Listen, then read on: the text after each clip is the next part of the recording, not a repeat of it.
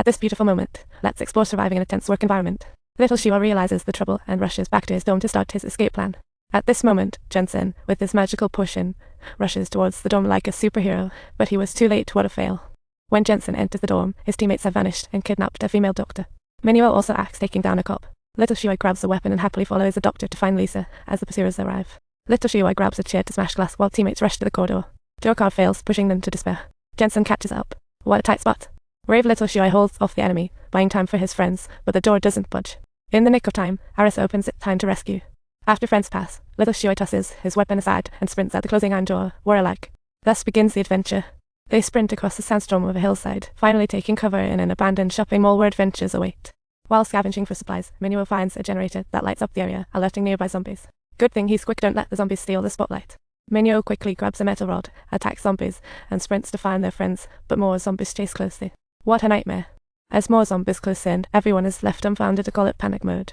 They keep running like their lives depend on it, because they do. They run for their lives, giving it all they've got, not about to throw in the towel. They are required to keep pushing forward relentlessly, refusing to look back at all, and moving ahead bravely. Finally, they find cover and hunker down. Little Shua knows that Viking won't give up easily, so they need to plot their next moves carefully. Suddenly, Little Shua recalls the conversation about a group called Red Arm that rescues kids taken for experiment. They are hiding in the mountains. Finding them is crucial for survival. The path ahead is challenging, especially as they have to advance while taking care of the injured Winston. This is no easy journey. Soon, Winston coughs up black blood, shocking everyone. After a brief farewell, he ends his life, and the group moves on. Heading toward the mountains, they still hadn't left the desert after days. Water gone, they collapse in exhaustion in the sand. After a long time, Little Shua opens his eyes to see flickering lights afar and excitedly wakes his friends. Suddenly, thunder and lightning strike, and a sandstorm arrives. As they desperately run forward, a bolt of lightning suddenly strikes down, knocking Minuo to the ground. What a shocking miracle. In a panic, they hurriedly slip into a dark warehouse. Thankfully, Minuo wasn't fatally struck and awakens quickly. Just then, a woman emerges from the zombie heap, leading them inside. On hearing their story, Boss Hao secretly rejoices, planning to sell them to Viking for a good profit. But Boss Hao is ready to betray them.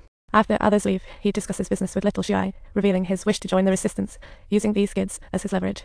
Just then, Jensen and his soldiers arrive, showing no mercy. Little Shua has no choice but to agree and join them in searching for the resistance's dream, yet a surprise. Little Shua proposes a trade, wanting to join the resistance. These kids are his bargaining chips. Suddenly, Jensen arrives with soldiers, no choices left. With no other choice left for them, they have to resort to lifting the iron cover and escaping. Slipping through the dark tunnel, they face zombies bravely. After a long walk, no zombies, just a rat. Just as the two relax, the zombies suddenly awaken, prompting them to dash for their lives. With no option to retreat, they decide to scale the crumbling building, but the zombies are in hot pursuit. The tension makes Brenda accidentally fall onto the glass. She desperately tries to rise, but the glass keeps cracking, and zombies attack her viciously. What a heart-pounding scene. Seeing she's on the brink, Little Shua grabs her at the last moment, but his leg gets scratched by the zombies' doomed teeth. He can only endure the pain and bandage up. They keep moving along, passing several streets, finally reaching a bar, hoping to relax, but they must first drink a special concoction. Little Shua initially wants to refuse, but Brenda downs it in one go, forcing him to gulp it down too. They split up to hunt for a man named Mark. Unexpectedly, the drink hits Little Shua hard, and he can't tell if the girl in front is Brenda or Lisa. In the end, Little Shua collapses from exhaustion. When he wakes up, everyone is gathered, and they've caught Mark. Turns out the bar owner is him. Under Hao's threat, Mark obediently reveals clues about the resistance. His beloved car got snatched by Boss Hao. It's a wild ride. They press on and discover the canyon ahead is blocked, forcing the group to get out and investigate. They fall into a sniper ambush. Boss Hao grabs a bomb, ready to detonate. Thankfully, Aris recognizes them and understands the gravity.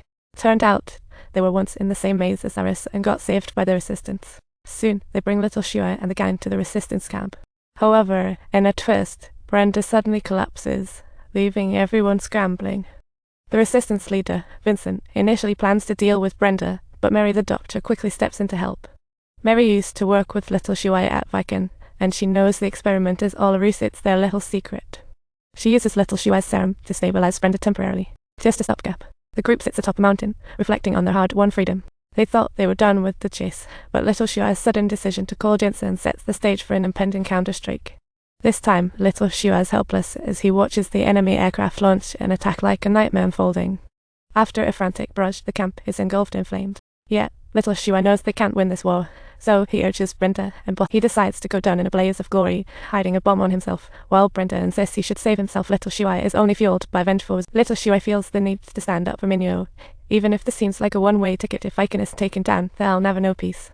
Perhaps inspired by his bravery, his companions decide to join him. It's time to fight back with everything they've got. But just then, one man's hands and feet begin to go haywire, struggling uncontrollably, only to be stuck to the ceiling. What a climactic moment.